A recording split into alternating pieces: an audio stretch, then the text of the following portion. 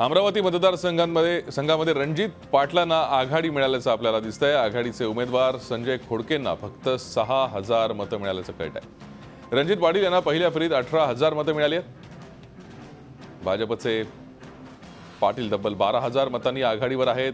औरंगाबाद मतदारसंघात विक्रम काळे आघाडीवर आहेत।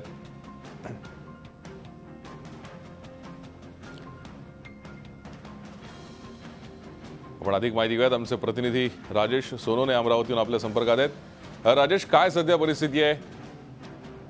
भूषण, आज अमरावती पदवीधर मतदारसंघाची जी निवडणूक झालेली आहे त्याची मतमोजणी सकाळी सुरू झाली। पहिल्या फेरीचा आहेत आणि संजय खोडके यांना, काँग्रेसचे उमेदवार आहेत, यांना 6000 मतं मिळालेली आहेत। आणि या ठिकाणी प्रहारच्या समर्थित दीपक धोटे हे उमेदवार होते, त्यांनाही 1600 मतं मिळालेली आहेत। एकूण चित्र पाहता रणजित पाटील या मतदारसंघातून बाजी मारतील असं चित्र निर्माण झालेलं आहे। यामुळे आपण असं म्हणू शकतो की अजूनपर्यंत भाजपचा जादू आहे तो कायम आहे।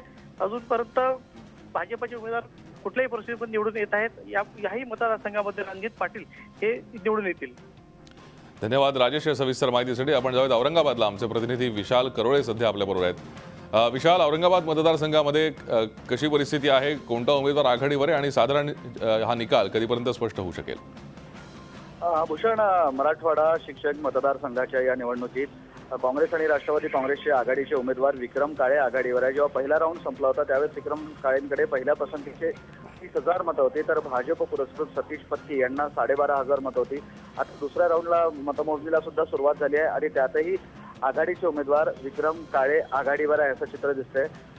एकूण मतदानापैकी ज्याला 50% मतदान मिळालं पहिल्या पसंतीचं तो उमेदवार विजयी होतो। त्यामुळे हे सगळं पाहता सध्या तरी विक्रम काळे विजयाच्या जवळ जात आहे असं म्हणायला हरकत नाही। नक्कीच धन्यवाद विशाल या सविस्तर माहितीसाठी। आपण पाहतोय औरंगाबाद आणि अमरावती मतदारसंघामध्ये सध्या मतमोजणीमध्ये कशी परिस्थिती आहे। झी 24 तास रहा एक पाऊल पुढे।